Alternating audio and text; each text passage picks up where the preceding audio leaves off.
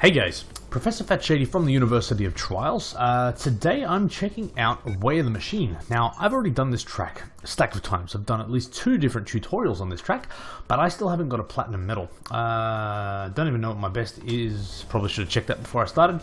But anyway, for mainly myself, but also for a regular viewer called Dubstep Kid, who's asked me to do longer videos, I'm basically just going to record a session. I'm hoping to be a relatively serious session of me attempting... Now, I'm not going to say zero fault because I just don't think I'm consistent enough on this track yet. But in order to practice, and I think I always try and teach people about being persistent and, you know, never giving up and all those qualities. So I figure it's important that I represent those qualities and provide encouragement through my own actions as well. So for anyone who's got that sort of monkey on your back and just haven't been able to sort of shake a certain track, this video is going to be for you. So I'm not really going to talk it through. Like I said, I've got multiple detailed tutorials. This is really just for me. So to start, okay, well, I will talk you through my approach though, right? So I know that at the moment I can't consistently zero fault this track. So what I'm looking to do, that's disappointing, is to see how consistently I can get through it. And the key thing is just the number of faults, right? What I want to try and do, so this is, yeah, because I'm not going for zero fault necessarily, I'm just looking to practice my consistency. And sometimes my recoveries. I think you can recover from that. I just did a bad job of it.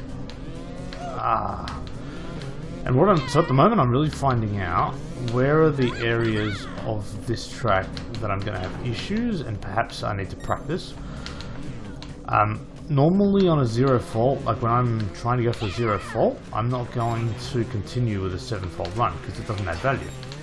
With a track like this, where there is literally, you know, so many different places for you to fault, I would strongly recommend that you do continue those 7 fault, 10 fault, 20, 30 fault runs. Right? Because what you'll learn to do, and with it, I mean, this is as much an endurance track as it is an extreme track. What that practice will do is teach you how to make mistakes. You'll often hear good trials riders talk about the difference between them and everyone else, and it's the ability to deal with mistakes and think on your feet and, you know, adjust on the fly and instinctively recover from certain situations. And it's those recovering from those sort of small percentage situations that makes you better and gets you to be more consistent, which then gets you to the zero fault runs and then speed running and blah blah blah. So what I'm effectively doing, so 11 faults. So the way I approach this, and this is the way I always teach people about trying to go platinum. Don't be disheartened by a 10 fault run, 11 fault run. You should be stoked with that. And on any track, right? What was it? Teresa, I want to say Loftus. Showed a video recently of, I think, a silver medal run on, was it Icebreaker I did the tutorial for? And you know what? This game is as much about that personal battle. So that's where, you know, that person's at on this game. I'm on 11 faults on Way of the Machine. They're not better or worse achievements, that's just where you're up to in your journey.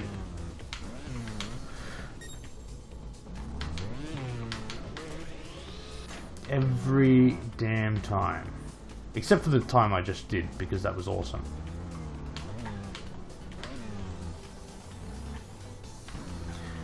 And this is the thing, I need to figure out a way to I'm going to say consistently do it, but I need to find a way to deal with a mistake here, because if I have to nail this perfectly on the first attempt for a zero fault run, I'm going to be struggling. So I want to learn how to do that.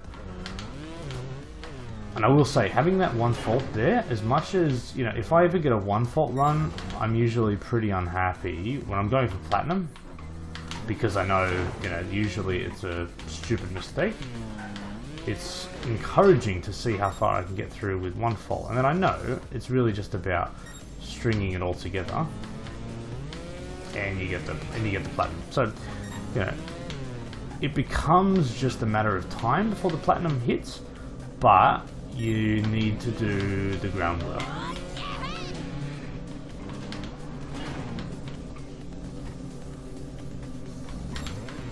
And this to me is the Pain Juice stage.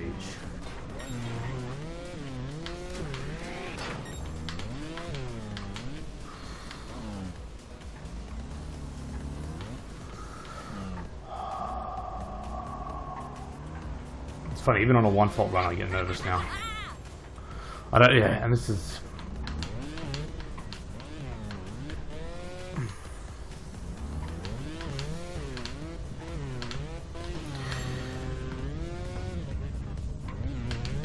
Honestly, to have the... to have the mental strength to, for instance, get to this point and not fault on a zero fault run is... like I struggle on a 3. But anyway, so look, I'm pretty happy with that. I mean, I think I spent a little bit of time, maybe I don't know, 1 or 2 nights this week. But apart from that, I haven't really put in time on this track. So this is the thing, right? My approach is here that, so even though I got 3 faults then, I may sit here for another half an hour and not get close. I mean, this could be a 0 fault run, very unlikely. This could be a 20 fault run, and unfortunately, it's only just through that grind and through that repetition that I'll be able to do these things more consistent. Like, I know I've got to go slower there. I know that if I overshoot that, I put the brake and lean heavily on the front wheel.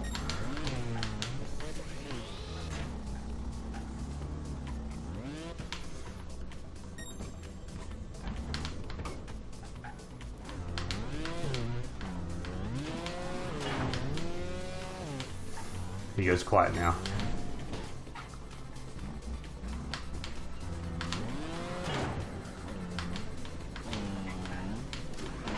This is the hard part. Like that jump there is like that really.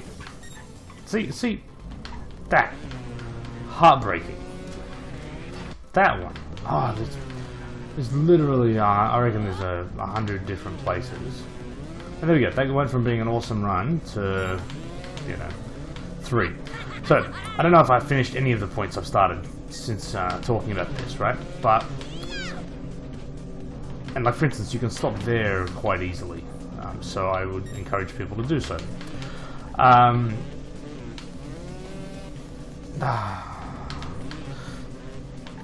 One of the points I was going to make is, yeah, so if your personal best was 11 faults, you should do everything you can to hit 10 faults and be super happy with that. Like, reward yourself, be proud of yourself for hitting that 10 fault run, and then go for 9, then go for 8. And honestly, all of the extreme platinums that I've got, they've all started with a stupidly high number and just gradually just sort of whittled the way down. But through these bad runs and through these faulted runs, you'll pick up a lot of tips about how to deal with mistakes. Like there, I can recover.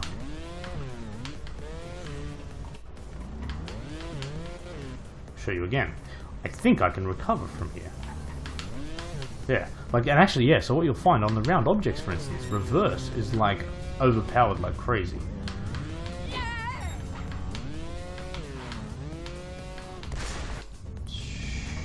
Stupid.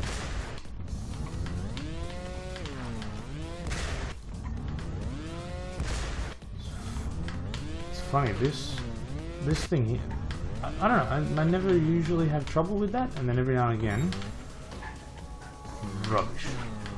And then that, sometimes I breeze through it, sometimes crazy. Anyway, so there we go. 11, 3, 13. And the other thing I normally recommend when you're sort of going for... learn where your stupid mistakes are going to be, right? You will have places that when you get comfortable, you will make stupid mistakes. You want to get them out of your habit. It's funny, I heard about this concept of a habitual vocabulary.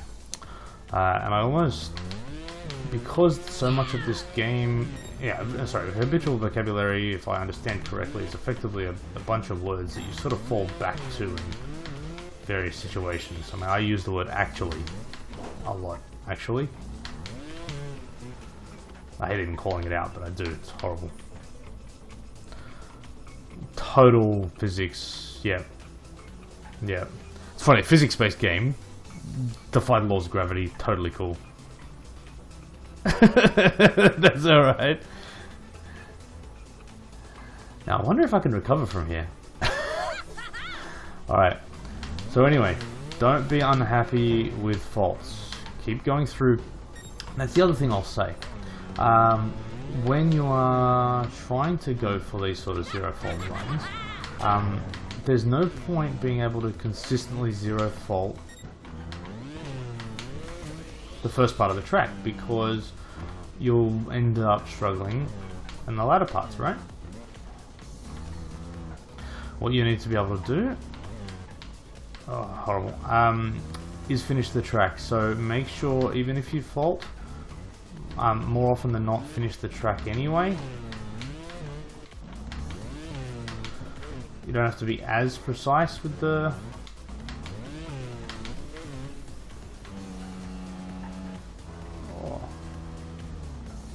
And a little slowdown at the top there makes all the difference.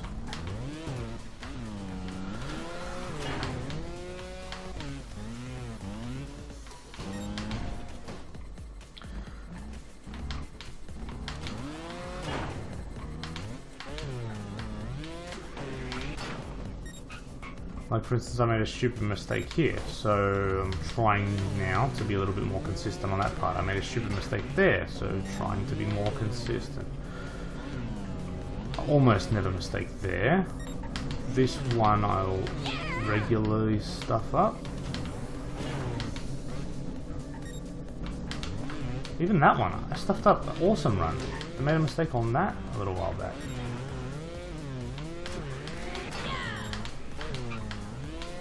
Oh, and even there, never stuff up here.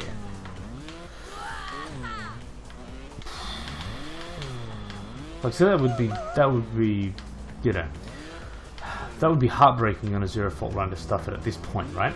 So, but that, again, that's the key thing about these bad runs, if I call them that. They're not bad because you're learning from them. You're learning about where you're likely to make mistakes. And all of those little lessons are the things that will eventually get you through to this zero fault run.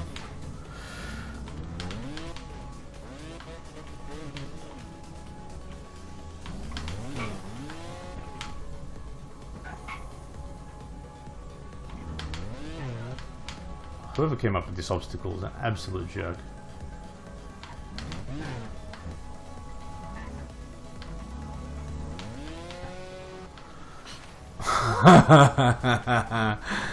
Oh, I thought I had it. I'm like, do I go for it? Yeah, I'll go for it. What's the worst that could happen?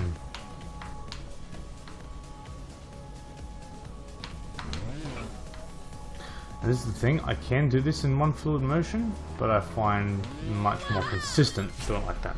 So look, that's 8. Now, for me to be zero faulting something, I usually like to be sort of consistently doing 5 or so faults. I think 10 is probably a little bit too far off, because as I usually say, the zero fault run, I mean, you know, eventually you'll be consistent at it, but the first zero fault run is usually you know, you can be consistently getting 5 faults, and then you just happen to pull off the perfect run, and you know, link a couple of a couple of saves and a couple of things together, and you'll pull off your first 0 fault run. After that, when you're speed running it and whatnot, sure, you can be consistent zeros. Oh. See what I mean about catching that on the front wheel there? Oh.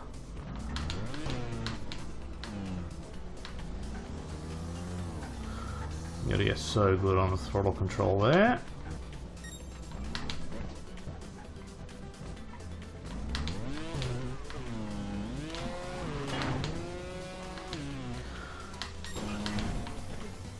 So, Dubstep Kid, I hope when you said you wanted long videos, you wanted absolutely no variety whatsoever. Not sure if that's what you were asking for. Oh, can I? Yeah, actually, the reverse with your front wheel over a ledge seems to be a bit more... and I don't think you can hit this. Nah. Oh, and I didn't hit the checkpoint either. That was silly.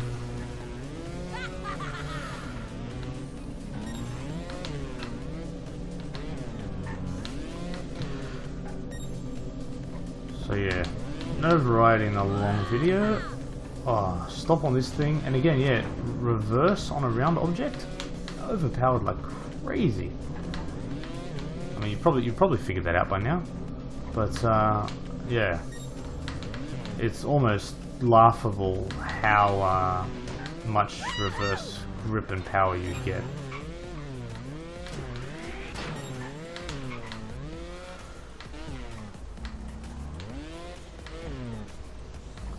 It's funny, because of these bombs here, I always slow down on that one, just from a safety perspective. And there's no easy way to know that. That's a bit of oh, and that one too. Don't get sucked into holding onto that platform for that long. Sit up a little bit, reverse. 3. Okay, so let's. I bet I've probably done a 1 or 2 fault run in my time. But let's call 3 my best, at least for tonight. So you can see, like, I'm not making a huge amount of mistakes, but a lot of you will be able to relate to the pressure. Oh my god. The pressure you put yourself under to try and eliminate those 3. And the other thing is, with an Inferno 4, for example, it is, I guess, it's easier to predict where those 3 faults are going to be. This is such a long track that it's actually quite difficult, and because they can happen in so many different places, I mean, that's certainly what gives this, I mean, this has got to be the hardest track in the game. And I think the thing that frustrates me is that this is, you know, at least in name, inspired by Way of the Ninja in Trials Evolution, and that was one of, if not my favorite tracks. And it wasn't that I was the best at it, I just hesitated to sit here. If I hit my head on the bomb, yeah, I just really like the challenge of that track, but it took me a long time to 0 fault it. Long time. So maybe, I guess, with time I'll grow to love this one too. Somehow I don't think so. This is just that little bit harder than Way of the Ninja.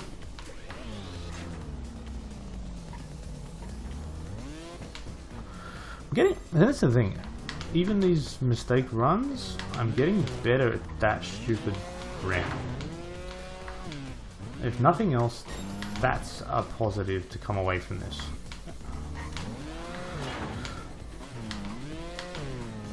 And look, I'm happy if you guys want to talk in the comments about techniques and strategies you use to, you know, deal with, I guess, the part where I'm at now. How do you make that final transition from, you know, from 5 faults to 0 on a particularly challenging track? And also, I guess, what brings you back? I mean, it's been, I mean, what, the game's been out for over a year. Yeah, well over a year now. Flip. Oh no. Yeah, the game's been out for over a year now.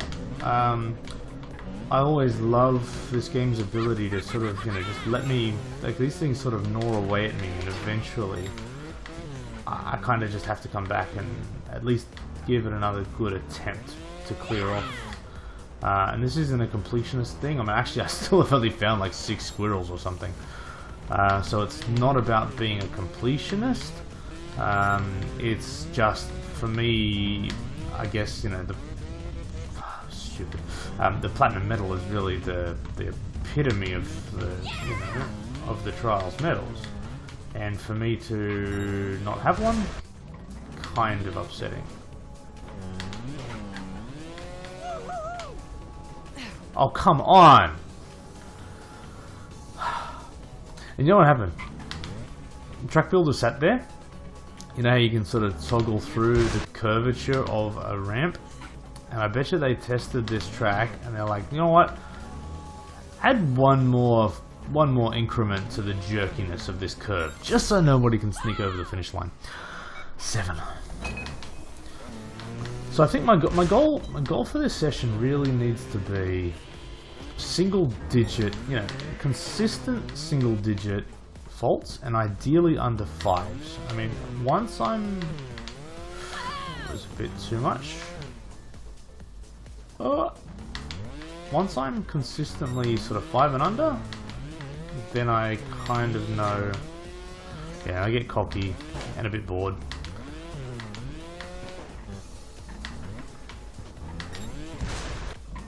Yeah, I think, to be honest, what am I up to? 22 minutes. I think I'll go to the half-hour mark, and then I think that's it for tonight. And that's alright. Like, I'm totally cool with that. I think this has been a productive session, and I think it's the type of thing I just want to keep at. My main piece of motivation is knowing that Shifty Samurai has this platinum.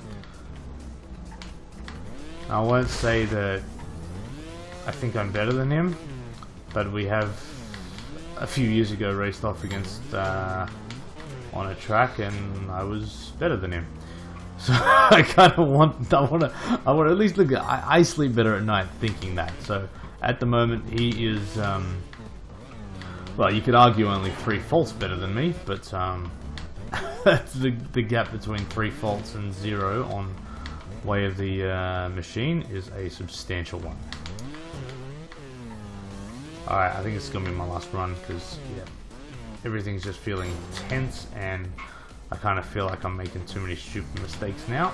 I will revisit this, I will come back, but yeah, I thought, if nothing else, it was just worth the conversation around and even the mental aspect of this. Like, hopefully it's sort of, you know, some of the things I've talked about will give you a sort of prompt about how to deal with it. What sort of approach to this? Because I think I've seen a lot of people that I guess kind of treat it as 0 fault or nothing, and that's a really unhealthy way. It's funny, I actually talk to my son about this all the time now. You know, he's a bit of a sort of perfectionist, and I sort of, you know, I'm trying to sort of encourage him to, you know, mistakes are such an awesome thing as long as you're learning from them, and every one of these mistakes I'm making here, I'm absolutely learning from, and that will be incorporated into the run and eventually the 0 fault run that I get. Yeah, having this expectation that you should not only be perfect, but perfect on your sort of first time out, or, you know, or you know, you won't allow yourself to make mistakes on your way to perfection. It's not a good way to operate. 13. Alright, bad finish. Anyway, I'm gonna wrap now, looking at 24 minutes. back's killing. I gotta move on. There's actually a really cool ninja type track I want to show people, or at least a rear wheel practicing track. So I might show that one soon. But anyway, thank you so much for watching. For anyone that stuck around, Dubstep Kid, thanks dude. For anyone that has stuck around, there's probably some videos up this week, or go back and check them out on the Trials Games channel from my time at Perth at the X Trials Championship. But otherwise, yeah, just check out, keep watching, and all that cool stuff on. Apparently, I think some of my videos are going to be up on, actually in the game. It sounds like they're putting a community dashboard in the new update in 2 weeks from now. And yeah, some of my videos, and hopefully some of other community members' videos are in there as well, so that should be fun. But anyway, thanks for watching, and I'll keep making more.